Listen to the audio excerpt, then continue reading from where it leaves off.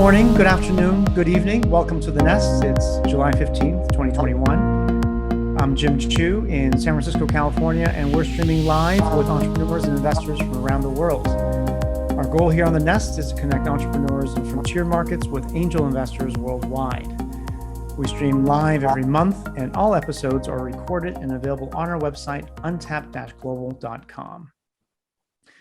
Today, we're welcoming two exciting startups from Egypt to The Nest, along with two new investors and one of the most prolific angel investors in the African ecosystem. Raj, welcome back. But before we get started, a quick shout out to our partner today, Invest Africa, who we're working with to bring on new investors and also new companies, and just raising more awareness about the African ecosystem for international investors. Thanks for partnering with us. Moving on to announcements briefly. So we are now on a monthly schedule with pitch sessions like today.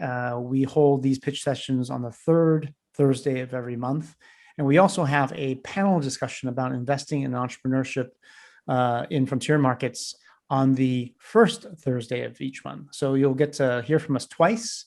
And in fact, even a third time, because if you like, you can sign up for our newsletter, which we talk a little bit about what's going on with Untapped, but also on what's happening with the African ecosystem in general. So you can sign up for the newsletter on our website at untapped-global.com. And somebody on the Untapped team will also be putting the link to the sign up for the newsletter in the chat box as well.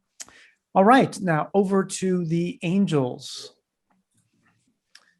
Sanjeev, welcome to The Nest. Would you like to start first with introductions? Yes, Jim, thank you very, very much for organizing it. It's my first in a session like this. So I'm probably as nervous as the people who are going to pitch for their business models. In that sense, we are both on the same shoes, wearing the same shoes rather. So as far as I'm concerned, I have been traveling, lived in Africa for the last 30 odd years.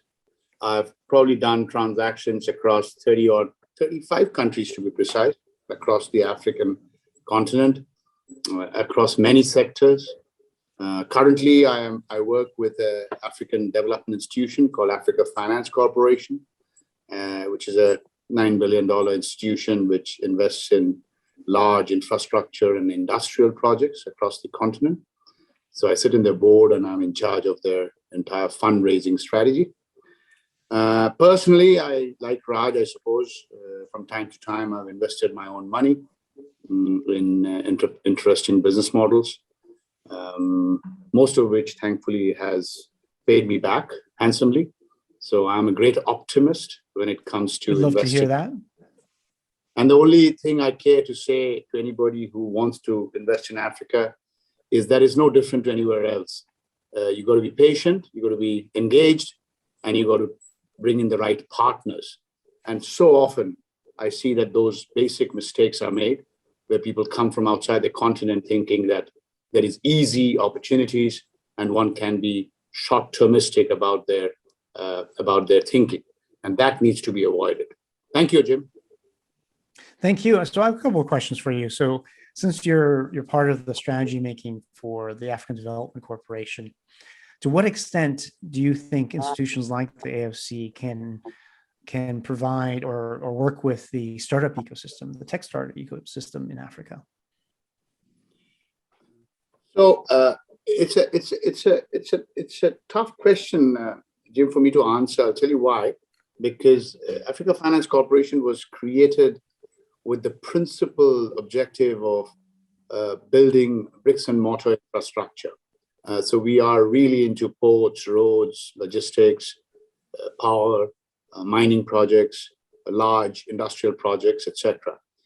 When it comes to the tech side of things, again, to a large extent, our focus has been on the hard infrastructure, towers, cables, fiber optic lines, etc. So in many ways for AFC, it's a new area. We haven't really ventured into it. But then wearing my other hat, which is the hat that I wear quite often, is I'm part of a family office out of Dubai, which is where my home is. And we invest as four families in different startups. And because this particular sector usually requires a leap of faith and a lot of personal engagement, and in a sense, a lesser ticket size. It probably is more suited for family offices and people like ourselves rather than the large institutions like AFC. Gotcha. And do you see institutions like the AFC working with some of the upstream, if you will, ventures or institutions or initiatives to support tech startups? Absolutely. I mean, one of the good things about being part of AFC is it's probably today one of Africa's best rated institutions. We are rated A3. There's nobody else better than us except African Development Bank. So on the back of it, we get a hell of a lot of support from all kinds of investors globally who are looking for an Africa play.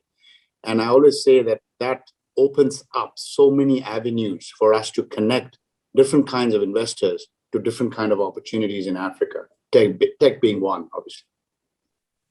And what I find interesting is that, venture capital and more, if you will, the tech investing that we know tends to focus on asset light, winner take all markets, whereas the AFCs of the world are looking at bricks and mortar and infrastructure.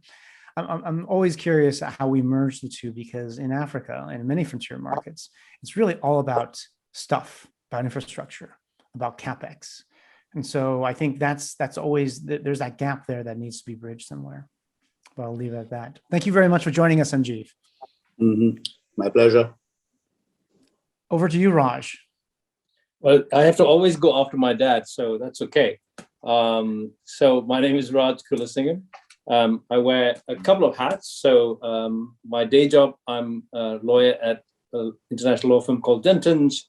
I've been there for many years. And that's how I first fell into Africa. I was advising on infrastructure projects. In fact, that's how I got to know Sanjeev. AFC is one of our clients. We've done quite a lot of work on the infrastructure side in Africa. And I then moved to private equity, venture capital. And then latterly, I sort of decided that I would turn my attention to some other things that I was interested in. I'd always been an angel investor from very, very early stage, even 2000. I think 2001 was my first investment. And over the last 10 years, I've accelerated those investments. And over the last 5 years, it's been focused on Africa. So my portfolio today is about 35 companies, about 5 funds, split 40-40-20, 40% in Africa, 40% in the UK, and 20% the rest of the world. Love the space, made some mistakes, had some wins. I hope that the mistakes help me make the wins, and I hope to pass on the lessons from our mistakes to everyone else. I like the fact that it's a very inclusive space. Everyone is trying to do well and play each other in. So I'm excited to be here. And thank you, Jim, for giving me the opportunity. And one question for you. One other thing I was going to say, is that I usually invest with my partner, and who you know very well, Vishal Agarwal, who's based in Nairobi. We invest our own capital, Vishal through Full Circle, myself through SM River Ventures. But now we've got a joint vehicle as well called VNR, which we'll do some deals through that as well. Excellent. VNR, creative name. So one question for you is, so how is Sanjeev your dad? Very difficult for me to understand the reference. So Sanjeev's a really good friend of mine, and we always have fun whenever I meet up.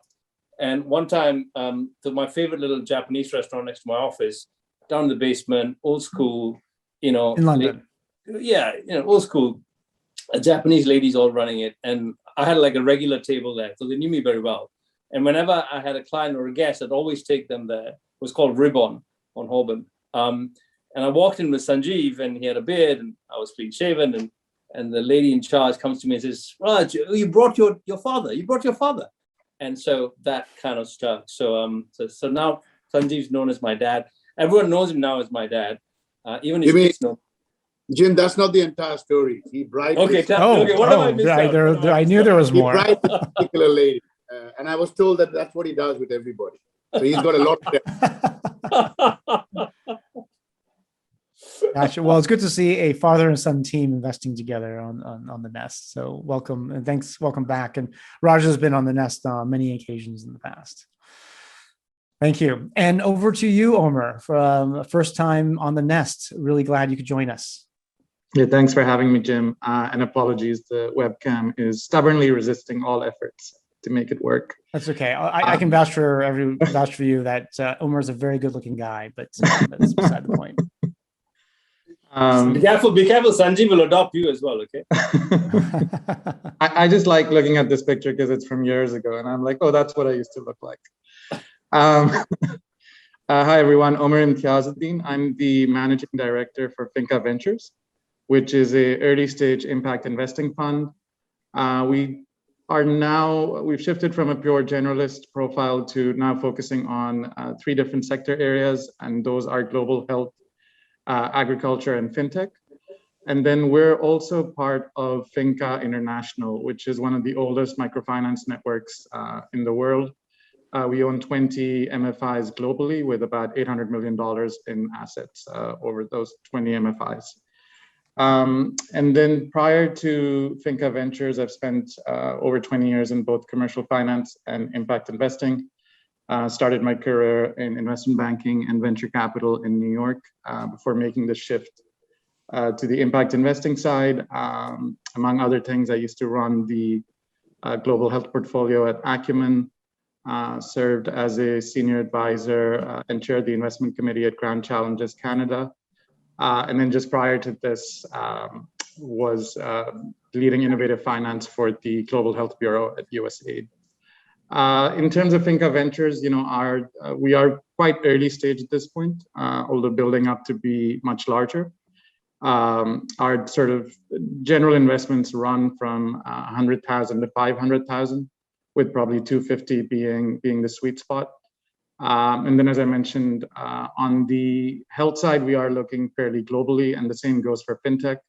But for the agriculture piece, right now we are restricted towards sub-Saharan Africa.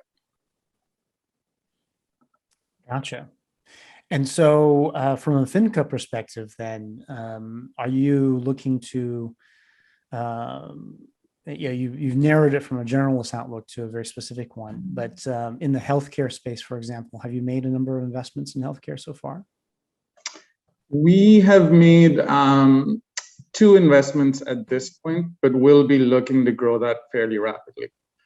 So would expect that just looking at the pipeline, will probably be up to 5 by the end of the year. Great. Glad to see things are moving very quickly. Well, welcome all 3 of you guys, and we're going to move over to the entrepreneurs in a second. But before that, just a really quick note on the poll here. As you can see, we have pretty broad representation with just a little bit over half coming from Africa, but also a quarter from North America and another 1/5 or so coming from Europe. So very glad to see the geographic diversity for this session. All right, moving on to the presentations. So we have Sanjeev and Serag, or not Sanjeev, sorry, Andrew and Serag. And just before we get started, let's go over the rules very, very quickly. Each of you have 5 minutes to present. That's really, truly 5 minutes. And then another 15 or 20 minutes for questions and hopefully some discussion around potential deals. We will cut you off at 5 minutes, so please help us respect the time so we can have a good discussion and go into some interesting questions. All right, on that note, Serag, would you like to get started? Yes. So first of all, thank you guys for inviting us. My name is Serag Meneassy, one of 3 co-founders at Wasla Browser. And we're really excited to tell you what kind of our vision for the future is. Just to start off, I'd like to kind of put things into perspective. Now, the internet is one of humankind's greatest inventions, right? It's been built and developed in the West and adopted across the world. But things in emerging markets are a little bit different, where emerging markets like Egypt and Nigeria hold the potential and the future of the internet, with over 1 billion new internet users coming online for the first time over the last 3 years. But if you think about it, the tools that these new internet users have to connect to the online world haven't really changed in the last 10 or 15 years, right? The browser that you use today is the same browser that you used 10 or 15 years ago, even though our habits, devices, and operating systems significantly have changed. Now, users in emerging markets face three major problems. First is the high cost of mobile data. Second, inaccessible online payment methods, which leave a vast majority of the population unable to participate in the online world. And third is broken discovery mediums like social media that prioritize advertisers over user value. Now, this leaves the vast majority of the population just scratching the surface of what's possible online. Now, at Wasla, we're the first browser to be built out of the Middle East or Africa, and we're the only browser in the world that helps users save money while they browse, shop, and search online. Now, the way that we do this is in 3 easy steps.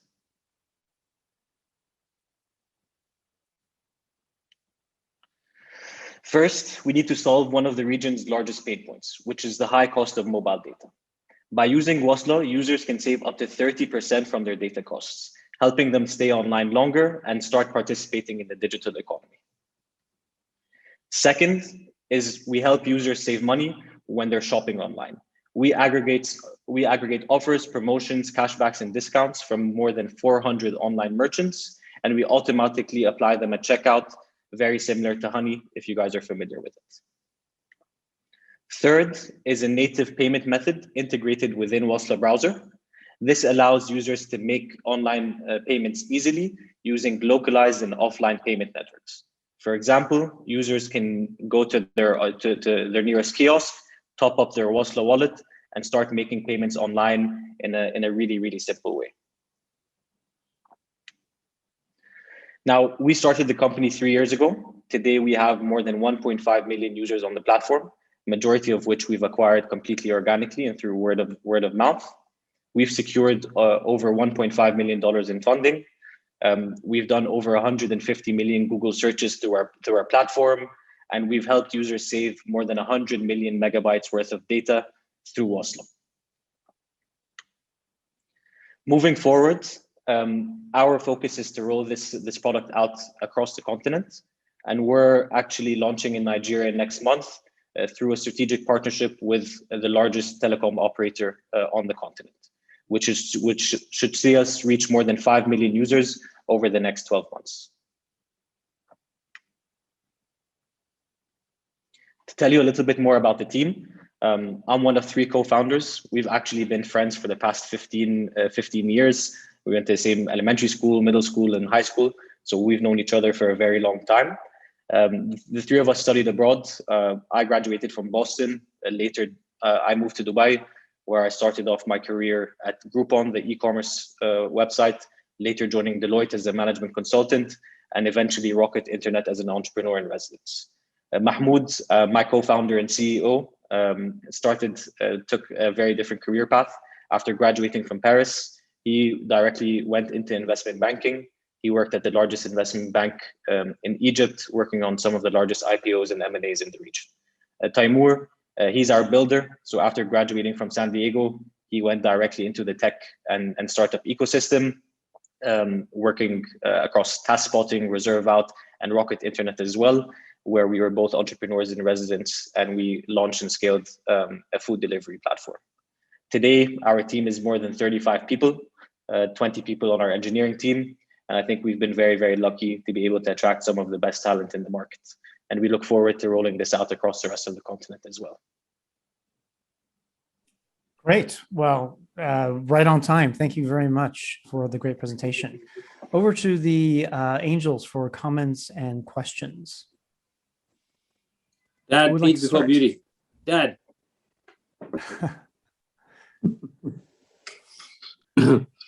Yeah, thank you very much for that presentation.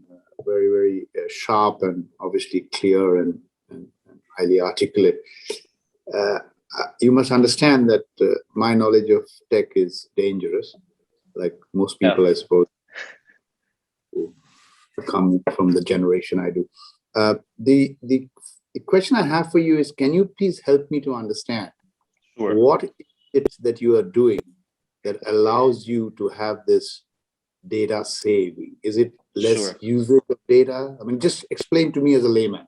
Sure. So it's very, very simple.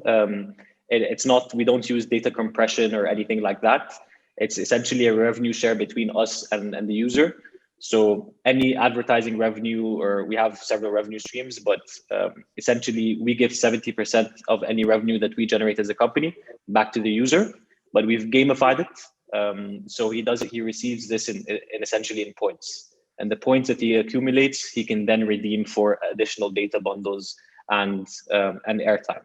So we did a study last year, 50,000 of our users, and we analyzed kind of what their average revenue per user, so their telecom ARPU, before using our product and after using our product, okay?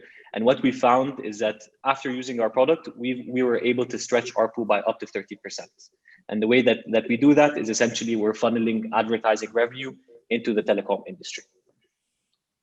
So sorry, before you come in, let me just make sure I understand this. So this is therefore not a tech play per se. This is an ability for you to pass on some credits back so that the ultimate user experience is more economical. That's what you're saying. Exactly. We're just enabling them to stay online longer. It's an incremental increase. Okay, I don't want to monopolize. Raj has a few questions, I'm sure, but one last question quickly. Sure. Is that given where you set it up, given the sort of the place that you come from, why haven't you hooked on to the Egyptian telecommunication sector yet? Should it have been a natural fit initially before thinking of Nigeria? No, so we're already integrated with all four telecom operators here in Egypt. So that's something that we had to do very early on. It's just we didn't necessarily need the distribution of the telcos here in Egypt, but with entering a new market like Nigeria, that's kind of when we started thinking about how can we reach these new distribution channels. And for us, it was obviously either the OEMs or the telecom operators, but obviously we give a lot of value. Just the nature of our product makes it much more valuable for the telecom operator. But here in Egypt, we have fantastic relationships with all four. Our chairman actually, and first institutional investor, was chairman and CEO of Telecom Egypt, the state-owned telecom player. So we have incredible support and focus from the operators here, I guess. So, Serag, first of all, great presentation. This is a problem that actually we've looked at quite a little bit through one of our investment. In fact, Jim's in it as well, through a company called AMP, where they're trying to do the same thing, basically, to give users more data by them sharing information, right? So it's kind of a win-win because they get more data, the telecoms company gets to sell more data, and everybody wins. So my question to you is, because in AMP's case, they were providing the way they were doing is through a media content, right? So they had something called the Mike Africa. They had people coming on, hip hop and blah blah. Yeah. Anyway, now what you're doing is you're just providing the same service as any other internet provider is. It's no different. Yes, am I Correct. Understanding that correctly? Correct. So why wouldn't MTN or Glo or just do what you're doing? So kind of the short answer is it'll probably take them 10 years to do so. Help me. Yeah. I'm sure you have a really good answer, but just help me understand it, because it seems so obvious, right? Yeah. The question is, and related to that question is, how are your customers different to the telcos customers, right? So, Sure. So are your customers segregated from the telcos customers? Just talk me through that whole thing. Yeah. So spot on. Essentially, we don't ask the users to kind of change any habits or do anything new. We tell them, instead of using Opera Mini or instead of using Google Chrome or Firefox or UC browser or whatever they may be using, we tell them just use this product, right? And while you're using it, you'll be able to kind of earn an incremental data bundle, right? So in terms of the telcos, if you think about it, they're not in the business of developing apps, right? Because if they were, they would have just copied everyone else, right? But for them, it's all about kind of what's driving the most revenue. And what's driving the most revenue for a lot of the operators today is data. So we see operators being very, very proactive to start reaching out, whether to content providers such as Apple Music or Spotify, any of these content-based platforms. They're starting to kind of sign these agreements with telco operators just to get these products in the hands of the customer. So at the end of the day, the telco is going to benefit because it's increased data usage across, right? But for us, the telcos aren't in the business of developing apps, right? So in terms of competition, it's more towards traditional browsers such as Chrome or Opera. Those are primarily kind of our direct competitors. And in terms of the customers, it's the same customer, right? Okay, so it's the same customer, but it's your customer when they use your browser, and when they start getting points, so they started becoming sticky because they see the points in their wallet or whatever. They'll start using your, but they're still paying the telco for the data, right? So it's a circular. Okay. Exactly. Okay. But instead of him paying from his pocket, Pepsi will run a campaign on Wasla, so a portion of that will go into the telco. Got it. Okay. Yeah. So here's the next question, right? And apologies this. You know, I remember I was speaking to a Chinese lawyer friend of mine, and I said, and he said, I was talking about copyright, and he said, you know, in China there is no copyright. There's only the right to copy. Okay. Exactly. So my question to you is, you know, why can't somebody, so similar vein, why can't somebody just copy your model and do it again? Sure. I mean, you haven't really answered the questions why the telco can't do it or what anyone else can't do it, right? So can you help me with that? So first of all, just building a browser isn't as easy of a product to build, just like a native app or anything or anything else. So from a technology, from a tech point of view, it's a really, really complicated product, right? And when we first started off, we used kind of all these open source browser technologies, whether Chromium or WebKit or anything else. But we spent the last 3 years actually building our own browser framework from scratch. And that leads to a couple of different advantages. First of all, we're the smallest browser in the global market. So we're actually smaller in app size than Opera Mini. We stand at 9 megabytes today. So there isn't anything necessarily stopping anyone else from doing this. But the product in itself, there is a very, very high barrier, right? And also kind of the relationships that we have with the telcos and being kind of agnostic across telcos. So it's not a white label solution for MTN or for Vodacom or anything else. Our ability to kind of distribute this product across any subscriber is something that kind of, if MTN would do this alone, it will have to only be for MTN customers. Okay. Right? Okay, I like that. And, okay, I'm going to keep quiet now. Yeah, that's a good answer. Yeah. Okay. Yeah. And something else, so we're using this really as a go-to-market tactic. This save money proposition is what we found. It's a really, really strong customer acquisition tool, right? So that isn't kind of the end goal. We're just using this proposition to get people on the platform. But kind of our main focus is how can we get these people start transacting online and using our payment methods? Okay. That's kind of the goal. So these are your rails, right? So you're building the rails for you to do other things. Exactly. Okay. Similar to like the Reliance Jio model in India, right? So they gave everyone free data, and then once everyone's on their platform, they start upselling them with different services. We're doing something similar. I'd like to hear a little bit from Omer as well. Omer, do you have some comments or questions? Thanks, Jim, and thanks for the presentation, Serag. One question: how sticky is the product in that if someone starts using the browser, do they sort of switch between using Wasla as well as Chrome or Opera, or do they just stick to your browser? No, great question.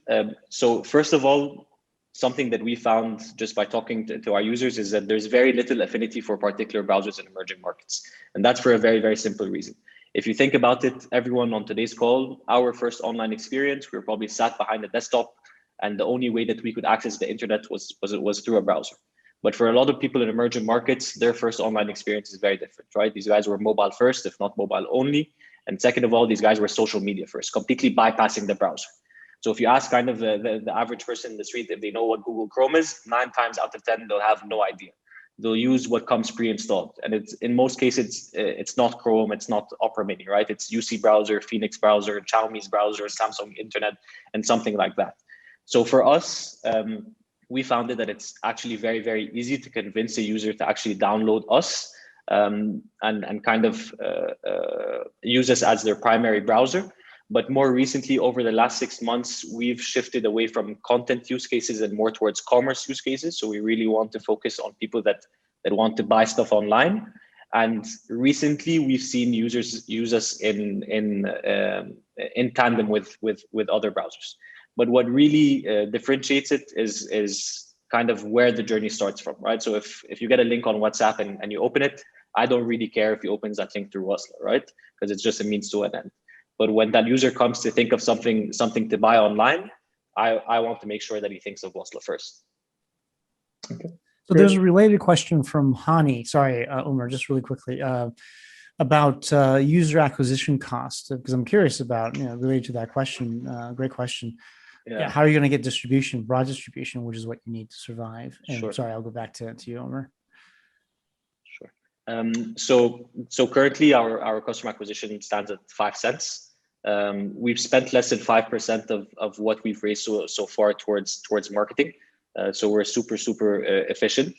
Regular channels, so Facebook and Google and Share It, take kind of all our paid acquisition efforts. But the biggest driver has been our referral program by far. So we built an incentivized referral program. Essentially, both sides are rewarded, and that's been kind of our main driver. Moving forward, like you said, strategic distribution is the name of the game when it comes to a product like this. So we're really tapping into the telecom distribution channel. So our partnership with the telco in Nigeria is that they distribute this across their user base, and then there's a revenue share agreement in the background, right? So customer acquisition is going to fall on them, and it's a co-branded product and things like that. Moving forward, we're already in talks with the Tranchon team. We're already in talks with a couple of OEMs to come pre-installed. So yeah, even though there's a lot of room for organic growth and for paid acquisition from our side, but moving forward over the next 3 to 5 years, both OEMs and the telcos, that's kind of our plan for distribution. Thanks for that. Sorry, Umar, go back to you. No, actually, that was going to be one of my questions as well on the customer. Okay, great. Thanks, Hani, for that question. Thanks. So is the business model now just to do effectively these kind of partnerships with telcos across Africa and presumably the world, right? I mean, this is not limited to Africa, right? Correct. Correct. So in terms of business model, we have 2 revenue streams. We have advertising and we have affiliate marketing, right? So the 300 e-commerce merchants that we work with, if any transaction, say for example on Jumia or Konga or on Amazon happens through Wasla browser, we'll earn a certain commission, right? And advertising, that's kind of the traditional CPM and CPA models that you guys are, I'm sure, familiar with. In terms of business model, we're really kind of in the middle between whether to really focus and spend a lot of time with the telcos. So our agreement with the operator in Nigeria, we've been working on this for 12 months. So it takes a really long time. So if we're able to bring down the sales cycle to anywhere between 4 to 6 months, then that would make a lot more sense. But yeah, we're just taking it one step at a time. But we're starting to have discussions with other operators to see if we can replicate. And if you tie up with one company in a country, does that mean you exclude everybody else? No, so in Nigeria, our agreement with the telco isn't exclusive. So that's a no-go for us. Okay. Interesting. Sorry, Jim, if I can ask a couple of questions. Please do. Absolutely. Yeah. So, Serag, I couldn't quite understand. I think you tried to answer that. What is the revenue model, right? Sure. And linked part to that question is that is the revenue model also assuming your ability to sell user data to companies for obvious reasons? And a linked part to that same question is data security. Where does it all sit, etc. So that's one. Sure. The other so is go ahead. more of a question. As in, you've currently got 1.5 million users, I think you said. So there is clearly a revenue flow.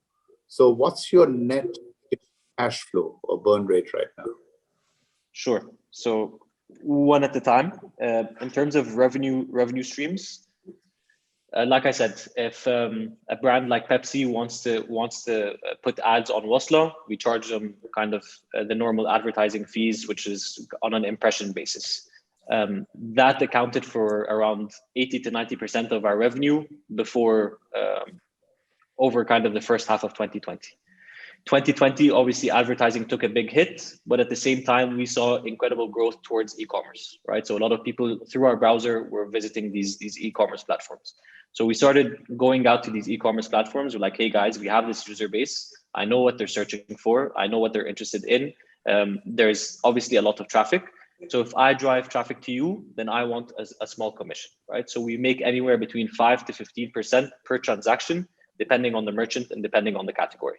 So if you today, sir, download Wasla and go onto Jumia through us and buy a pair of shoes, we'll make approximately 10% off of that transaction. Okay. In terms of data, the way that we think about it is first of all, we're GDPR compliant, so that's something that we take very, very seriously. Second of all, we don't sell the data directly, but we kind of leverage the insights and the data that we have, and we provide that to our partners anonymized, or but we never saw we never sell the raw data across, right? But I'll go to someone like Jumia, I'll tell them, hey guys, I have 500,000 users that are looking for A, B, C, D, right? So they'll create a better offer for me. The way that we think about it is instead of kind of the Facebook of the world's kind of keeping all of that advertising revenue to themselves, at least with a platform like Wasla, we're giving the ability to users to actually monetize their data and monetize their online spend. And I believe the third question, was there a third question? Revenue stream. It was basically more of a financial question. That yes, what is our net burn. So I'd be happy to share kind of our financial standing separately after the call, but this is a public forum, so I'd be yeah. Can you talk us through? Can you talk us through your kind of fundraising journey, where you started, what the valuation was, what the valuation now, what are you looking for, etc. Sure. So we've raised $1.6 million exactly over the last 3 years. So those were across 3 rounds. The first round was a pre-launch round from friends and family and angels. That was approximately $200,000. Valuation there was a little bit less than 2 million. Okay. Mm-hmm. That was end of 2018. That took us to the end of 2019, where we closed a pre-seed round for approximately 800K. And that was, again, strategic angels, and saw the introduction of first institutional investors. So we have Egypt Ventures, Glint Ventures, and Ibtikor, local institutions here. And then we did a bridge in January. What was that valuation? So again, I'd be more than happy to send this. Yeah. Okay. Sorry, guys. Thanks. Well, thank you, everybody. That's. I'd love to hear the feedback from the investors on this company, on Wasla. Are you interested in investing? Are you interested in providing intros? Are you not interested at all? How much are you and Vishal putting in, Raj? And your dad? So listen, I really like. Look, I always say, I dangerously know very little about a lot of things, right? So it's kind of dangerous what I do. So I know very little about this market, but obviously with AMP, we looked at it quite a lot in terms of, I really get the story about data being the biggest problem in Africa, right? I love that story. That's for me, is like, tick in the box. Okay. Yeah. So I like that story and I like what he's doing. So to answer your question, I'm like super interested. I'd love to have a conversation and dive a little bit more deeper into, where you're at, what you're raising, where you want to go, how we can help you. We've got great connections in all over Africa and across the world, to be honest. And yeah, let's have a separate chat. Fantastic. And yeah, I really want to share the numbers and share more detail, but I think over a private discussion, I'd love to do a product demo as well and go a little bit into our unit economics. Sure. And hopefully, hopefully we can work together. And just quickly, Serag, I mean, is it built into any product already as a start, like into any phone? No, so we don't. We're not pre-installed on any OEMs at the moment. The distribution window takes between 3 to 6 months. So in the 3 to 6 months, we tend to ship like 4 to 5 new updates. So it just doesn't make sense. Right, it doesn't work. At the moment. It's not mature. The product isn't mature enough yet. Okay, no, I love it. I think it's great. Very impressed. And over to you, Sanjeev. Or Omer, since you're unmuted already, Omer. Go ahead. Sorry, Sanjeev. I mean, from my standpoint, I think it's a great story and a great business model. And I think definitely that partnership in Nigeria, I think, speaks to the ability to scale this up. And you are now in 2 of the largest countries in Africa. So I think that's probably going to be the key towards your success. I'd say from our Finca Ventures standpoint, it doesn't quite fit with our investing team. So we would not invest, but I do think from a more commercial lens, certainly this looks like a very interesting company. And if we were a commercial investor, we would certainly want more information. Fantastic. Thank you, Thanks Omer. for that, Omer. So, Jim, from my side, I think the reaction that I have for Serag is it's so obvious and so simple that I suppose all great inventions are. So to me, that intrigues me. That is it really sort of path breaking, or is it something that's already happening in some form or the other? So I will probably be doing a little more research on it and make more inquiries on how this is indeed being provided in some form or the other before I make up my mind whether this is a proposition worth backing. Fair enough. And that is not to take anything away from everything you've said, including what I thought a very, very nice presentation. But I will be doing my own inquiries to understand that is this really gravity finally being discovered, or did somebody already discover it and we didn't know about it? No, and Raj and Sanjeev, you guys aren't alone. We have Hani El Shahawi from the audience who asked the question earlier, who says that he's personally interested, but also would like to see a demo and better understand the unit economics and the market projections as well. And also a signal of interest from Sandeep Khanna in the audience as well, who we will share everyone's emails so that you can do a follow-up on this. Nice. Fantastic. Again, thank you so much, guys. I really enjoyed it. And thank you, Raj. Thank you, Sanjeev. Thank you, Omer. Thank you, Jim. Thank you, Kayan, for thinking of us, and best of luck, Andrew. No, Serag, and just as a quick, Serag, I'm coming to Cairo in a week's time. If you're around, I'll take you to the best Japanese restaurant we have here, Sanjeev. Now you're talking. Now can I come as the cousin? Hey, I'm inviting myself. Sure. Okay, I'm coming too. The more the merrier. No, but actually, Sanjeev, if you're in Cairo, I'd love to connect. Yeah, let's connect. I would love to. I'm there for a week. Yeah. Nice. And just to share the public reaction, there's a strong public reaction as well. Close to 70% of the audience said that they would invest something. So congratulations on a good response from the audience. Amazing. Thank you, guys. All right. Thank you again, Serag. Well, that brings us to the top of the hour, or a little bit over an hour today. Thanks to, the panelists, Raj and Sanjeev and Over, for being on the investor panel, and also to Andrew and Serag for taking the time to pitch, and everybody else for joining us.